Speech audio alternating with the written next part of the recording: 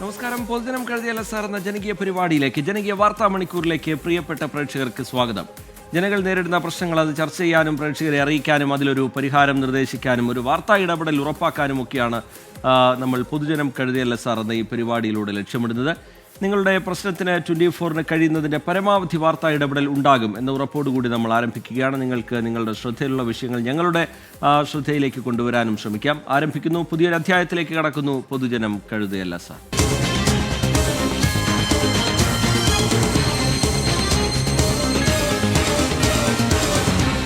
പൊതുജനം കഴുതയല്ല സാർ. സംസ്ഥാനത്ത് കനത്ത മഴയ്ക്ക് നേരിയ ശമനമുണ്ടെങ്കിലും മഴ മൂലമുണ്ടാകുന്ന നാശനഷ്ടങ്ങൾ നിരവധിയാണ്. കനത്ത മഴയിൽ കഴിഞ്ഞ ദിവസങ്ങളിൽ കടലിൽ കാണാതായ 2 പേരുടെ മൃതദേഹം ഇന്ന് കിട്ടി. ഇടുക്കി, വയനാട് ജില്ലകളിൽ ഓറഞ്ച് അലർട്ടാണ്. തിരുവനന്തപുരം, കൊല്ലം ഒഴികെ മറ്റെല്ലാ ജില്ലകളിലും മഴ മുന്നറിയിപ്പ് നിലനിൽക്കുന്നുണ്ട്. കാലപ്പഴക്കം ചെന്ന കെട്ടിടങ്ങൾ കണ്ടെത്തി നടപടിയെടുക്കാൻ ജില്ലാ കളക്ടർമാർക്ക് റവന്യൂ മന്ത്രി നിർദ്ദേശം നൽകി. കണ്ണൂരിലും തിരുവനന്തപുരത്തുമായി കടലിൽ കാണാതായ 2 പേരുടെ മൃതദേഹം കണ്ടെത്തി. ജലനിരപ്പ് ഉയർന്നതോടെ മലമ്പുഴ, ബാണാസുര സാഗർ അണക്കെട്ടുകൾ തുറന്നു. ഷോളയാർ ഡാം തുറന്നതോടെ അതിരപ്പള്ളി വനമേഖലയിലേക്ക് അധിക ജലം ഒഴുകിയെത്തും. അലക്സ് മുഹമ്മദ് വിവരങ്ങളുമായി തിരുവനന്തപുരത്ത് നിന്ന് ചേരുന്നുണ്ട്. അലക്സ്, ഇപ്പോൾ താരതമ്യേന മഴയ്ക്ക് അല്പം കുറവ് വന്നിട്ടുണ്ട്. പക്ഷേ വരും മണിക്കൂറുകളിലും വരും ദിവസങ്ങളിലുമൊക്കെ മഴ ശക്തമാകും എന്നുള്ള മുന്നറിയിപ്പ് തന്നെയാണ് നിലനിൽക്കുന്നത്. ഏറ്റവും പ്രധാനം പുഴകളിലെ സാഹചര്യമാണ്. ഒരുപാട് ഡാമുകൾ ഷട്ടറുകൾ ഉയർത്തി വെള്ളം പുറത്തേക്ക് ഒഴുക്കുന്നുണ്ട്. ഈ പശ്ചാത്തലത്തിൽ നിലനിൽക്കുന്ന ജാഗ്രതാ നിർദ്ദേശം വേറെ. എന്താണ് ഏറ്റവും ഒടുവിലായി കാലാവസ്ഥാ കേന്ദ്രം അറിയിക്കുന്നത്? നദികളുടെ കാര്യത്തിൽ പുലർത്തേണ്ട ജാഗ്രത എങ്ങനെയാണ്? പുതിയ വിവരങ്ങൾ എങ്ങനെയാണ്? അലക്സ് മുഹമ്മദ്. റിജിത്ത, സംസ്ഥാനത്ത് 3 ദിവസം കൂടി ശക്തമായ മഴ തുടരാൻ സാധ്യതയുണ്ടെന്നാണ് കേന്ദ്ര കാലാവസ്ഥാ വകുപ്പ് അറിയിക്കുന്നത്. ഇന്നും നാളെയും ഒറ്റപ്പെട്ട അതിശക്തമായ മഴയ്ക്കും സാധ്യതയുണ്ട്. റിജിത്ത് നേരത്തെ സൂചിപ്പിച്ചതുപോലെ കഴിഞ്ഞ ദിവസങ്ങളെ അപേക്ഷിച്ച് താരതമ്യേന മഴയ്ക്ക് കുറവുണ്ട് ഈ ദിവസങ്ങളിൽ എന്നുള്ളത് ഒരു ആശ്വാസകരമായി കാണാം. പക്ഷേ മലയോര മേഖലയിൽ കഴിഞ്ഞ ദിവസങ്ങളിലായി കൂടുതൽ മഴ ലഭിക്കുന്ന ഇടുക്കി, വയനാട് പോലുള്ള ജില്ലകളിലൊക്കെ ജാഗ്രത തുടരണം എന്നുള്ളതാണ് സംസ്ഥാന ദുരന്ത നിവാരണ അതോറിറ്റി അറിയിക്കുന്നത്. ഇന്നും 2 ജില്ലകളിൽ ഓറഞ്ച് അലർട്ടുണ്ട്. ഇന്ന് തിരുവനന്തപുരം, കൊല്ലം ഒഴികെയുള്ള 12 ജില്ലകൾക്ക് മഴ മുന്നറിയിപ്പ് നൽകിയിട്ടുണ്ട്. അതിൽ ഇടുക്കി, വയനാട് ജില്ലകളിലാണ് ഓറഞ്ച് അലേർട്ട് നൽകിയിരിക്കുന്നത് എന്നുള്ളതാണ് ഏറ്റവും പ്രധാനപ്പെട്ട കാര്യം. ആ തരത്തിലുള്ള മുന്നറിയിപ്പ് ആ മലയോര ജില്ലകളിൽ തുടരേണ്ടതുണ്ട്. കാരണം ഈ കഴിഞ്ഞ ദിവസങ്ങളായി തീവ്രമായ മഴ ലഭിക്കുന്ന പശ്ചാത്തലത്തിൽ മണ്ണിടിച്ചിൽ, അതുപോലെ ഉരുൾപൊട്ടൽ പോലുള്ള അപകടങ്ങൾക്ക് സാധ്യത കൂടുതലാണ് എന്നുള്ളതാണ് ദുരന്ത നിവാരണ അതോറിറ്റി വിലയിരുത്തുന്നത്. ആ മേഖലകൾ, അതായത് ഈ ഫ്രജൈൽ മേഖലകളുണ്ട്, അത്തരത്തിൽ ഉള്ള മേഖലകളിൽ താമസിക്കുന്നവർ, അപകട മേഖലകളിൽ താമസിക്കുന്നവർ ജാഗ്രത പാലിക്കണമെന്നും ദുരന്ത നിവാരണ അതോറിറ്റി പറയുന്നു. ആ മേഖലയിൽ പ്രത്യേക ശ്രദ്ധ പതിപ്പിക്കണമെന്ന് സർക്കാർ സംവിധാനങ്ങളോട് ദുരന്ത നിവാരണ അതോറിറ്റി നിർദ്ദേശിക്കുകയും ചെയ്തിട്ടുണ്ട്. മറ്റു ജില്ലകളിലേക്ക് വന്നാൽ തിരുവനന്തപുരം, കൊല്ലം ഒഴികെയുള്ള മറ്റ് 10 ജില്ലകളിലും ഇന്ന് യെല്ലോ മുന്നറിയിപ്പ്, ശക്തമായ മഴയ്ക്കുള്ള സാധ്യതാ മുന്നറിയിപ്പ് നൽകിയിട്ടുണ്ട്. നാളെ ആകട്ടെ 14 ജില്ലകളിലും മഴ മുന്നറിയിപ്പ് നൽകിയിട്ടുണ്ട്. അതിൽ തന്നെ പത്തനംതിട്ട, കോട്ടയം, ഇടുക്കി, മലപ്പുറം, വയനാട് ജില്ലകളിൽ നാളെ ഓറഞ്ച് മുന്നറിയിപ്പാണ് നൽകിയിരിക്കുന്നത്. അതായത് ഈ 5 ജില്ലകളിൽ നാളെ അതിശക്തമായ മഴയ്ക്കുള്ള സാധ്യതയുണ്ടെന്നാണ് പ്രവചനം. ബാക്കി എല്ലാ ജില്ലകളിലും, ബാക്കി 9 ജില്ലകളിലും യെല്ലോ മുന്നറിയിപ്പ് നൽകിയിരിക്കുന്നു. മറ്റന്നാളോടുകൂടി, അതായത് 29-ാം തീയതിയോടുകൂടി സംസ്ഥാനത്ത് മഴയുടെ തീവ്രത കുറയുമെന്നാണ് കേന്ദ്ര കാലാവസ്ഥാ വകുപ്പ് ഈ ഘട്ടത്തിൽ വിലയിരുത്തിയിരിക്കുന്നത്. അതിനുശേഷം ഒരു 3 ദിവസത്തിന് ശേഷം വീണ്ടും ചെറിയ തോതിൽ മഴയുടെ ശക്തി വർദ്ധിക്കും. പിന്നീട് ജൂലൈ ആദ്യവാരമായിരിക്കും വീണ്ടും മഴ ശക്തിപ്പെടുക. അതായത് തീവ്രമായ മഴ സംസ്ഥാനത്തുണ്ടാകാൻ ജൂലൈ ആദ്യവാരത്ത് സാധ്യതയുണ്ടെന്നാണ് കേന്ദ്ര കാലാവസ്ഥാ വകുപ്പ് അറിയിക്കുന്നത്. പൊതുജനങ്ങൾ ജാഗ്രത തുടരേണ്ടതുണ്ട്. പ്രത്യേകിച്ച് ഈ ഡാമുകളിലൊക്കെ ജലനിരപ്പ് വർദ്ധിച്ചിട്ടുണ്ട്. പല ഡാമുകളും തുറന്നു വിട്ടിട്ടുണ്ട്. ഡാമുകളുടെ കരകളിൽ താമസിക്കുന്നവർ, നദികളുടെ കരകളിൽ താമസിക്കുന്നവർ, ഇരു കരകളിലുമുള്ളവരൊക്കെ ജാഗ്രത പാലിക്കണമെന്ന് നിർദ്ദേശമുണ്ട്. താഴ്ന്ന പ്രദേശങ്ങളിലുള്ളവർ പ്രത്യേക ജാഗ്രത പാലിക്കണം. രൂക്ഷമായ വെള്ളക്കെട്ട് ഉണ്ടാകാനുള്ള സാധ്യത, വെള്ളപ്പൊക്കം ഉണ്ടാകാനുള്ള സാധ്യതയൊക്കെ ആ മേഖലയിൽ നിലനിൽക്കുന്നുണ്ട്. മുല്ലപ്പെരിയാറൊക്കെ നമ്മൾ കണ്ടതാണ്. അതിൻ്റെ റൂൾ കർവിനടുത്തേക്ക് ജലനിരപ്പ് ഉയർന്നു വരുന്നുണ്ട്. ആ റൂൾ കർവിനൊക്കെ അടുത്തേക്ക് എത്തിയാൽ സ്വാഭാവികമായി അവിടുത്തെ ഷട്ടർ ഉയർത്താനുള്ള സാധ്യതയുണ്ട്. അങ്ങനെയെങ്കിൽ ആ മേഖലയിലൊക്കെ പ്രത്യേക ശ്രദ്ധ വേണം. കഴിഞ്ഞ ദിവസങ്ങളെ അപേക്ഷിച്ച് മഴയ്ക്ക് കുറവുണ്ടെങ്കിൽ പോലും ഈ 3 ദിവസം കൂടി സംസ്ഥാനത്ത് ജാഗ്രത തുടരേണ്ടതുണ്ട്. ശരി, അലക്സ് മുഹമ്മദ് തിരുവനന്തപുരത്ത് നിന്ന് വിശദമായ വിവരങ്ങൾ പങ്കുവയ്ക്കുകയായിരുന്നു. മുല്ലപ്പെരിയാർ ഡാമിലെ ജലനിരപ്പ് 135.30 അടിയിലാണ് ഇപ്പോൾ എത്തി നിൽക്കുന്നത്. അടുത്തത് തിരുവനന്തപുരം പള്ളിത്തുറയിലേക്കാണ് പോകുന്നത്. ഏത് നിമിഷവും കടലെടുക്കാവുന്ന സാഹചര്യത്തിലാണ് ഇവിടെയുള്ള വീടുകളെല്ലാം ഉള്ളത്. കടലാക്രമണം അതിരൂക്ഷമായി തന്നെ തുടരുന്നു. മഴ കനത്ത സാഹചര്യത്തിൽ ഭീതിയില്ലാതെ ഉറങ്ങാൻ സാധിക്കുന്നില്ല എന്നാണ് ഇവിടെയുള്ള പ്രദേശവാസികൾ പറയുന്നത്.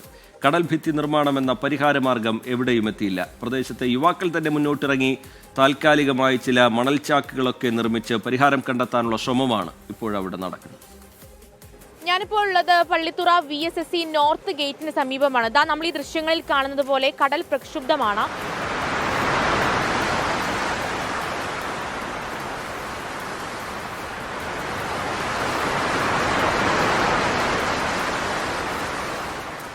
ഒരു കാലത്ത് കടൽ ഇവർക്ക് അനുഗ്രഹമായിരുന്നു, ജീവനോപാധിയായിരുന്നു.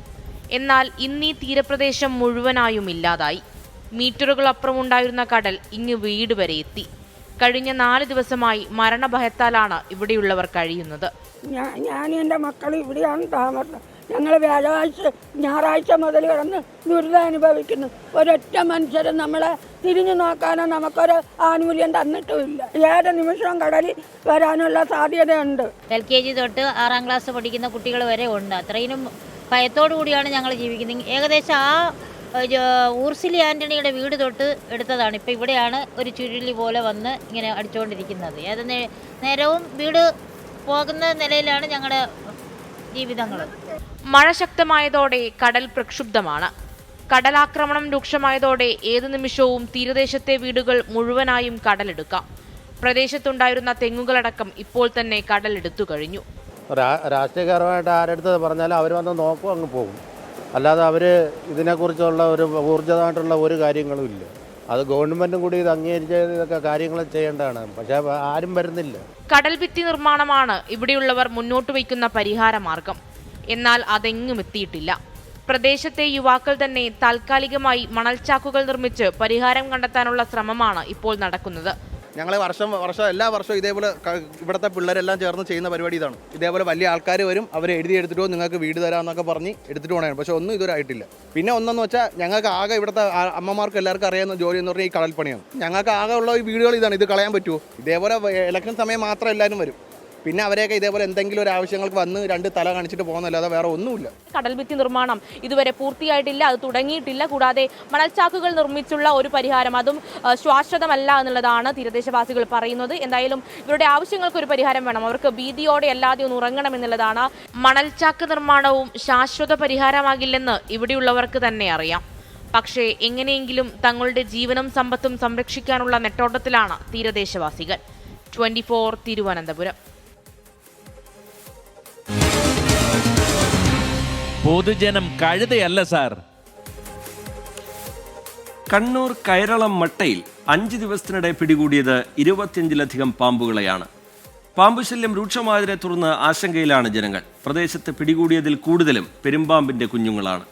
പെരുമ്പാമ്പ് മാത്രമല്ല, പ്രദേശത്ത് വിഷപ്പാമ്പുകളുമുണ്ടെന്ന് നാട്ടുകാർ പറയുന്നു. പാമ്പുകൾക്ക് അനുകൂലമായ ആവാസ വ്യവസ്ഥയാണ് മേഖലയിലുള്ളത് എന്നാണ് വനവകുപ്പ് പറയുന്നത്. അതുകൊണ്ട് തന്നെ ചെറുകാടുകൾ വെട്ടിത്തെളിക്കുന്ന നടപടികൾ വനവകുപ്പ് തുടങ്ങിയിട്ടുണ്ട്. ഞാനിപ്പോൾ ഉള്ളത് കണ്ണൂർ മയിലിനടുത്തുള്ള കൈരളം മൊട്ട എന്നൊരു പ്രദേശത്താണ്. ഇവിടുത്തെ ജനങ്ങൾ കഴിഞ്ഞ കുറച്ച് ദിവസമായി വലിയ ആശങ്കയിലാണ് കഴിയുന്നത്. അതിന് കാരണം പാമ്പുകളാണ്. ഇപ്പോൾ സ്വാഭാവികമായും തോന്നാം, പാമ്പുകൾ മഴക്കാലത്ത് സ്വാഭാവികമല്ല, നമ്മുടെ പ്രദേശത്തൊക്കെ പാമ്പുകൾ ഉണ്ടാകും. പക്ഷേ ഇവിടെ അങ്ങനെയല്ല. കഴിഞ്ഞൊരു 5 ദിവസത്തിനിടെ 27 പാമ്പുകളെയാണ് 1 കിലോമീറ്റർ ചുറ്റളവുള്ള പ്രദേശത്ത് പിടികൂടിയത്. അതിൽ കൂടുതലും പെരുമ്പാമ്പിൻ്റെ കുഞ്ഞുങ്ങളാണ്. അതാണ് ആശങ്ക. കാരണം പലരുടെയും വീടുകളിൽ അടുക്കളയിലും വീടിനകത്തൊക്കെയാണ് പാമ്പുകളെ കണ്ടെത്തുകയും പിടികൂടുകയും ചെയ്തത്. അതിൻ്റെ ആശങ്കയാണ് ഈ പ്രദേശത്തെ നാട്ടുകാർ പങ്കുവെക്കുന്നത്.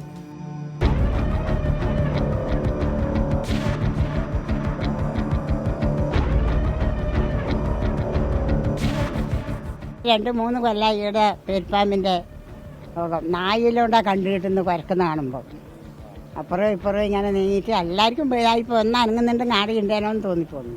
അത്രയും പേടിച്ചിട്ട് എല്ലാവരും ഈ ഭാഗത്തുനിന്ന് വാതിൽ കൂട്ടുന്നതുകൊണ്ട് ആത്ത് കയറി കൂടുന്നില്ല. ഒരു 12 മണിയാകുമ്പോൾ നോക്കുമ്പോൾ ആത്ത് പാമ്പ്. പിന്നെ അതിനെ നമ്മൾ ഫോറസ്റ്റ് ഈ പിടിക്കുന്നവരെ വിളിച്ചു തരാൻ പറഞ്ഞ് ഫോട്ടോ എടുത്തേക്കാൻ പറഞ്ഞ് അയച്ച് പേടിക്കാനൊന്നുമില്ല നോക്കിയാൽ. പിന്നെ നമ്മൾ നോക്കിയിട്ട് അതിനെ പിടിച്ച് ബക്കറ്റിലാക്കി അവർ വന്ന് പിന്നെ പുറത്ത് നോക്കുമ്പോൾ ആദ്യം ഒന്നും കൂടെ അങ്ങനെ 2 എണ്ണത്തിന് അവർ കൊണ്ടുപോയി. പിന്നെ വീട്ടിലേക്ക് വന്ന് നോക്കുമ്പോൾ വീട്ടിൻ്റെ മുമ്പിൽ 2 എണ്ണം ഉണ്ട്. നാട്ടുകാർക്ക് ഭയം തന്നെ. അത് പാമ്പല്ല, വിഷമില്ലാന്ന് പറഞ്ഞാലും പാമ്പല്ല, കാണുമ്പോൾ ഒന്ന് പിടിക്കും. ഇപ്പോൾ പഞ്ചായത്ത് ഞാൻ ഫോറസ്റ്റുമായി അധികൃതരുമായി ബന്ധപ്പെട്ടിട്ടുണ്ടായിരുന്നു. റേഞ്ച് ഓഫീസറെ വിളിച്ചപ്പോൾ അവർ പറഞ്ഞിട്ടുള്ളത് ഇത് വിഷമില്ലാത്ത തരത്തിൽപ്പെട്ട പെരുമ്പാമ്പിൻ്റെ കുഞ്ഞുങ്ങളാണ്. അപ്പോൾ ഇത് എവിടെയോ പിന്നെ വിരിഞ്ഞിട്ട് ഈ വീട്ടിലേക്ക് സന്ധ്യാസമയത്തും മറ്റു സമയത്തെല്ലാം ഈ തണുപ്പ് മഴയെല്ലാം പെയ്യുന്ന സമയത്ത് കയറി വരുന്നതാണ്. അപ്പോൾ അത് അങ്ങനെ ആശങ്കപ്പെടേണ്ട കാര്യമില്ല എന്നുള്ളതാണ് പറഞ്ഞിട്ടുള്ളത്.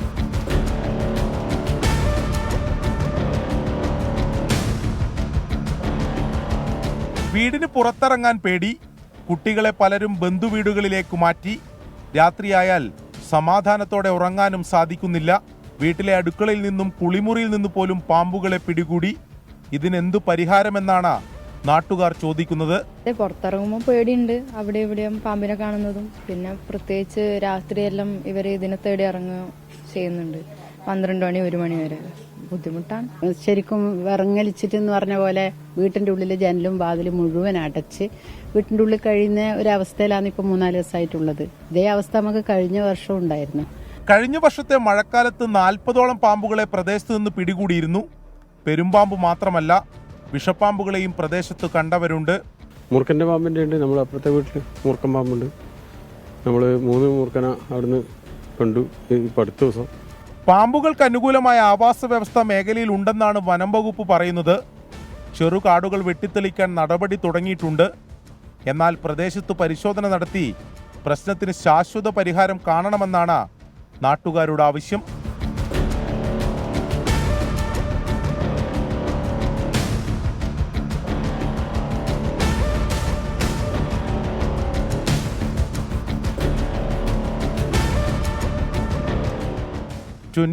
കണ്ണൂർ. പൊതുജനം കഴുതയല്ല സാർ. ഇങ്ങനെ പാമ്പുകളെ പേടിച്ച് കഴിയുകയാണ് ഒരു ഗ്രാമം. വനംവകുപ്പിന്റെ ഭാഗത്തു നിന്ന് കൂടുതൽ ഇടപെടൽ ഉണ്ടാകണം. ചെറുകാടുകൾ വെട്ടിത്തെളിക്കുന്നത് അടക്കമുള്ള നടപടികൾ ഊർജിതമായി മുന്നോട്ട് കൊണ്ടുപോകണം എന്നുള്ള ആവശ്യമാണ് നാട്ടുകാർ മുന്നോട്ട് വെക്കുന്നത്. ഇനി കൂരായണത്തിന്റെ സമയമാണ്. കൂരായണം കണ്ട ശേഷം തിരികെ.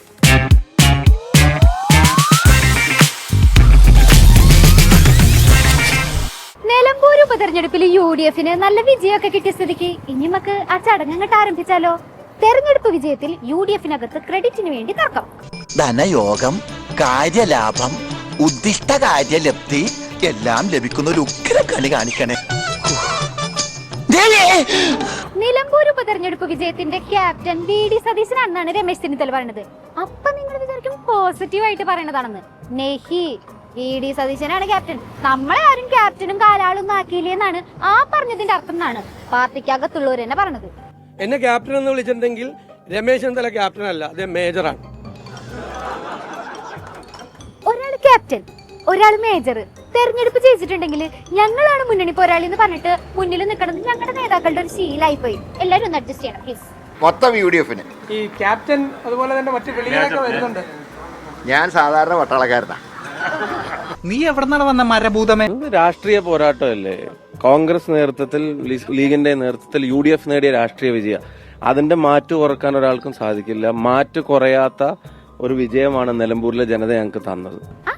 ഇത് എവിടെയായിരുന്നു? റീൽസ് ഷൂട്ടൊക്കെ കഴിഞ്ഞോ? കൂട്ടുകാരനെന്തേ കണ്ടില്ലല്ലോ. അപ്പോ ക്രെഡിറ്റിന് വേണ്ടി തല്ലുകൂടുന്നവർക്കും റിയലിനേക്കാൾ കൂടുതൽ റീൽസ് ചെയ്യുന്നവർക്കും ഒരു ലോഡ് ഉപദേശം തരാനുണ്ട്. അയ്യോ, എനിക്കല്ല, നിങ്ങളുടെ കൂട്ടത്തില് നിങ്ങളുടെ നേതാവിന് തന്നെയാണ് ഉപദേശം തരാനുള്ളത്. അല്ല, റീലുകൾ വളരെ നല്ലതാണ്. പക്ഷെ റീലുകൾ വ്യക്തികളുടെ വളർച്ചയ്ക്ക് മാത്രം ഉതകുന്ന ഒന്നാണ്. പ്രസ്ഥാനത്തിന്റെ വളർച്ചയ്ക്ക് ഒരിക്കലും റീലുകൾ ഉപകരിക്കുന്നില്ല. ഞങ്ങളങ്ങനെ സൂചിപ്പിക്കാൻ വരണ്ട. അതിന്റെ കൈ വെച്ചിരുന്നാൽ മതി. അങ്ങനെ സൂചിക്കുന്ന ആളുകളും അല്ല കേട്ടോ. നിന്റെ സർവീസിനുള്ള പാരിതോഷികം തരാം, അത് തരാം കേട്ടോ. കോൺഗ്രസിലെ യൂത്തന്മാരെ ഉപദേശിക്കാൻ നിൽക്കണ്ടട്ടാ. റീലെടുത്ത് ഏറിക്കേറ്റ് കളയും, പറഞ്ഞേക്കാം. നിങ്ങൾക്ക് ഇത്രയ്ക്ക് ധൈര്യാന്ന് ആലോചിക്കണ്ടാവൂലേ? അതെ, ധൈര്യാണ്. കോൺഗ്രസിലെ യൂത്തന്മാരുടെ എല്ലാ കുരുത്തക്കേടിനും കൊട പിടിച്ചു കൊടുക്കുന്നത് പ്രതിപക്ഷ നേതാവാണെന്ന് പൊതുവെ ഒരു ടോക്ക് ഉണ്ടല്ലോ. അത് വെറുതെയാണോ? അപ്പൊ പിന്നെ ആ ധൈര്യം ഇല്ലാണ്ടിരിക്കോ? Slow motion reel. എന്തായാലും നല്ലൊരു വിജയം കിട്ടിയിട്ടും കോൺഗ്രസ് നേതാക്കളുടെ കയ്യിലിരിപ്പ് കാരണം AICC ജനറൽ സെക്രട്ടറി തന്നെ വന്നിട്ടുണ്ട്. നിങ്ങൾക്കൊക്കെ ഇത് എന്തിന്റെ കേടാണ്? ക്രെഡിറ്റ് തർക്കം കൊണ്ട് ആരും ഈ വഴി വന്നു പോയേക്കരുതെന്നാണ് ദീപാദാസ് മുൻഷി പറഞ്ഞതെന്നാണ് കേട്ടത്. ഫെയിലുവർ ഉണ്ടായി, ഒരു തോൽവി ഉണ്ടായി കഴിഞ്ഞാൽ ആ തോൽവി അനാഥമാണ്. അതിൻ്റെ പ്രതിത്വം ഏറ്റെടുക്കാൻ ആരും വരില്ല. അതേസമയം ഒരു വിക്ടറി ഉണ്ടായിക്കഴിഞ്ഞാൽ, ഒരു സക്സസ് ഉണ്ടായിക്കഴിഞ്ഞാൽ അതിനൊരുപാട് അവകാശികൾ വരും. ദാറ്റ് മീൻസ് ചുട്ടയിലെ ശീലം ചുടല വരെ.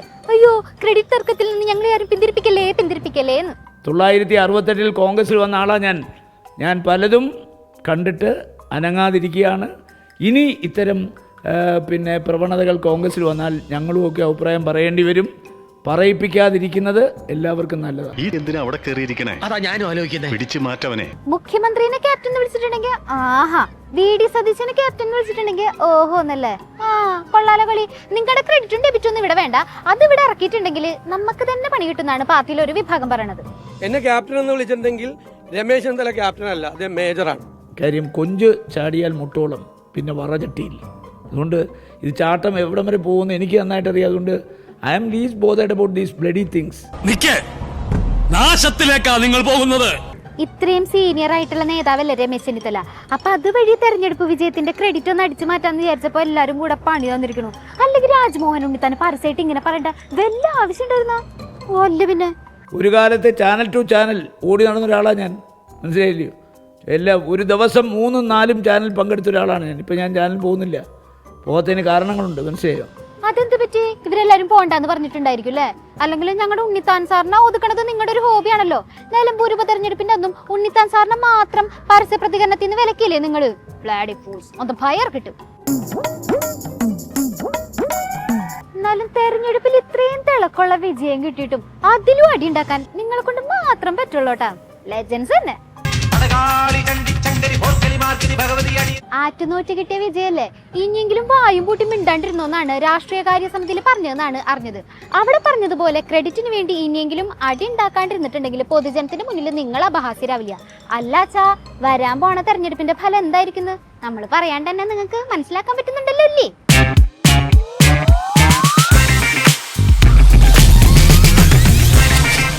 പൊതുജനം കഴുതിയ LSR എന്ന പരിപാടിയിലേക്ക് വീണ്ടും. ലഹരിക്കെതിരെ സ്കൂളുകളിൽ സൂംബ ഡാൻസ് എന്ന സർക്കാർ നിർദ്ദേശത്തിൽ വിയോജിപ്പും പ്രതിഷേധവും രേഖപ്പെടുത്തി അധ്യാപകനും വിസ്ഡം ഇസ്ലാമിക് ഓർഗനൈസേഷൻ ജനറൽ സെക്രട്ടറിയുമായ TK അഷറഫ് ഇട്ട ഫേസ്ബുക്ക് പോസ്റ്റ് വലിയ രീതിയിൽ വിവാദമായിരിക്കുകയാണ്, ചർച്ചയായിരിക്കുകയാണ്. ആൺകുട്ടികളും പെൺകുട്ടികളും കൂടിക്കലർന്ന് അല്പവസ്ത്രം ധരിച്ച് മ്യൂസിക്കിന്റെ താളത്തിൽ തുള്ളുന്ന സംസ്കാരം പഠിക്കാൻ താനോ മകനോ ഈ പരിപാടിയിൽ പങ്കെടുക്കില്ല എന്നാണ് TK അഷറഫിന്റെ നിലപാട്. ഗൂഢനീക്കം പിൻവലിക്കണം എന്നാവശ്യപ്പെട്ടുകൊണ്ട് സമസ്തയും രംഗത്തെത്തിയിട്ടുണ്ട്. സൂംബ വേണ്ട എന്ന നിലപാടിനോട് യോജിച്ചും വിയോജിച്ചും രക്ഷിതാക്കളും അധ്യാപകരും യുവജന സംഘടനകളും ഒക്കെ രംഗത്തെത്തുകയും ആ പ്രതികരണങ്ങൾ പ്രേക്ഷകർ കാണുകയും ചെയ്യുന്നുണ്ടാകും. ഈ വിഷയം വലിയ ചർച്ചയായിരിക്കുന്ന പശ്ചാത്തലത്തിൽ എന്താണ് ജനങ്ങൾക്ക് ഈ വിഷയവുമായി ബന്ധപ്പെട്ട് പറയാനുള്ളത് എന്ന പ്രതികരണം ഞങ്ങൾ ജനങ്ങളിൽ നിന്ന് തേടിയിരുന്നു. ചില പ്രതികരണങ്ങൾ കാണാം ഇനി. ആദ്യം തന്നെ ഈ സൂംബേനെ ഫസ്റ്റ് കാര്യം, സൂംബയെക്കുറിച്ച് അവെയർ അല്ലാത്ത ആൾക്കാരാണ് ഏറ്റവും കൂടുതൽ ഇതിനെക്കുറിച്ച് കമൻറ്റ് ചെയ്യുന്ന ആൾക്കാർ. കാരണം വെച്ചാൽ സൂംബയും ഒരു വസ്ത്രധാരണവും അല്ലെങ്കിൽ സൂംബയും അല്ലെങ്കിൽ വേറെ എന്തെങ്കിലും ആയിട്ട് ഒരു ബന്ധവും ഇല്ല ഫസ്റ്റ് ഓഫ് ഓൾ. കാരണം വെച്ചാൽ സൂംബ എന്ന് പറയുന്ന ഒരു ഫിറ്റ്നസ് പ്രോഗ്രാമാണ്. നമുക്ക് കംഫർട്ട് അനുസരിച്ചിട്ടുള്ള വസ്ത്രധാരണ രീതിയാണ് സുംബയ്ക്ക് ഏറ്റവും അനുയോജ്യം. നമ്മളിപ്പോൾ ഇത് കാണുന്ന ഒരുപാട് പേര് വെസ്റ്റേൺ ടൈപ്പ് പുറമേ ഉള്ള വസ്ത്രധാരണ രീതികളാണ് കാണുന്നത്. അതുകൊണ്ടായിരിക്കും തെറ്റായ ധാരണകൾ പലരിലും വരുന്നത്. പക്ഷേ നമുക്ക് കംഫർട്ട് അനുസരിച്ചുള്ള ലൂസായിട്ടുള്ള ഇതിൽ ഇട്ടിട്ട് പിന്നെ ഓരോരുത്തരുടെ ചോയ്സാണ്, അവരുടെ ഇഷ്ടങ്ങൾ അനുസരിച്ചിട്ടാണ് ഓരോരുത്തർ ഡ്രസ്സ് ഇടുന്നത്. അതിപ്പോൾ സുംബ എന്നല്ലെങ്കിലും നമ്മൾ പുറത്തിറങ്ങുമ്പോൾ നമുക്ക് ഇഷ്ടമുള്ള ഡ്രസ്സിലാണ് നമ്മൾ പലരും ചൂസ് ചെയ്യുന്നത് അല്ല. അവർക്ക് കംഫർട്ടബിൾ ആയിട്ടുള്ള, ഇനി അത് യൂസ് ചെയ്യാൻ പറ്റാത്ത ആളുകൾ ചുരിദാറോ എന്ത് വേണമെങ്കിൽ ഇട്ടോട്ടെ നമുക്ക് പറയാറുണ്ട്. ഇങ്ങനെ നിർബന്ധം പിടിക്കാറില്ല, ഇന്ന ഡ്രസ്സ് തന്നെ വേണമെന്ന് നിർബന്ധം പിടിക്കാറില്ല. അവർക്ക് ഇഷ്ടപ്പെട്ട ഡ്രസ്സ് ധരിക്കാം.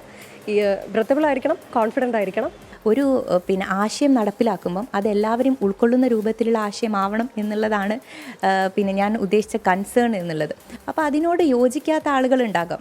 അതിൻ്റെ പിന്നിൽ അവർ ഈ പറയുന്ന രൂപത്തിൽ ഇടകലരിൽ വിഷയം ഉണ്ടാകാം. എന്താണെങ്കിലും അങ്ങനെ ഒരു പാരൻസ് കൺസേൺ അറിയിക്കുന്നുണ്ട് എങ്കിൽ അതിനെ പരിശോധിക്കാൻ, അവരെ കൂടി ചേർത്ത് പിടിക്കാനുള്ള ഒരു രീതി സർക്കാർ ചെയ്യേണ്ടതിരുന്നു.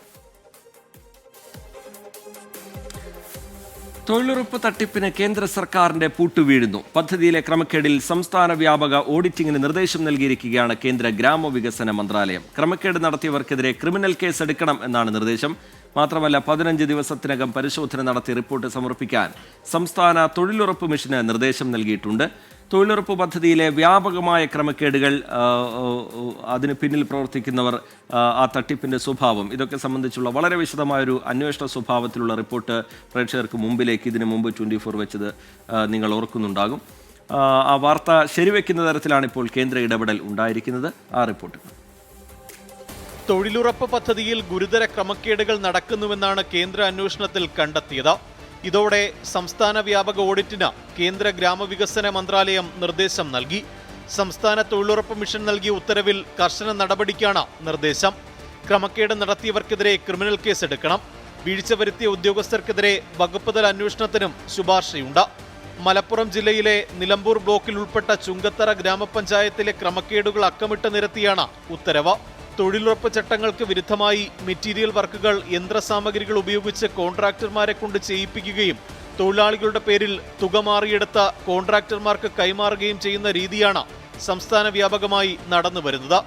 ഇത് സംബന്ധിച്ച 24 റിപ്പോർട്ട് ചെയ്തിരുന്നു. പദ്ധതിയിലെ ചട്ടപ്രകാരമുള്ള ഏക നിയമാനുസൃത പരാതി പരിഹാര സംവിധാനമായ ജില്ലാ ഓംബുഡ്സ്മാൻമാരുടെ ഉത്തരവുകളെ സംസ്ഥാന ജില്ലാ മിഷനുകൾ അവഗണിക്കുന്നതാണ് അഴിമതിക്ക് പ്രധാന കാരണം. തൊഴിലുറപ്പ് നിയമങ്ങൾ പാലിച്ചില്ലെങ്കിൽ സംസ്ഥാനത്തിന് മേൽ കർശന നടപടി വരുമെന്ന മുന്നറിയിപ്പാണ് കേന്ദ്രം നൽകിയത്. കൃത്യമായ പരിശോധനയും നിയന്ത്രണങ്ങളുമില്ലാതെ ഉദ്യോഗസ്ഥരെയും കരാർ ജീവനക്കാരെയും കയറൂരിവിടുന്ന സംസ്ഥാന തൊഴിലുറപ്പ് മിഷന്റെ തെറ്റായ സമീപനമാണ് അഴിമതി പെരുകാൻ മറ്റൊരു കാരണം. MG പ്രതീഷ്, 24, തിരുവനന്തപുരം. പൊതുജനം കഴുതയല്ല സാർ. ഈ റിപ്പോർട്ടോടുകൂടി ഇന്നത്തെ പൊതുജനം കഴുതിയല്ല സാർ എന്ന പരിപാടിയുടെ സമയം ഇവിടെ പൂർത്തിയാവുകയാണ്.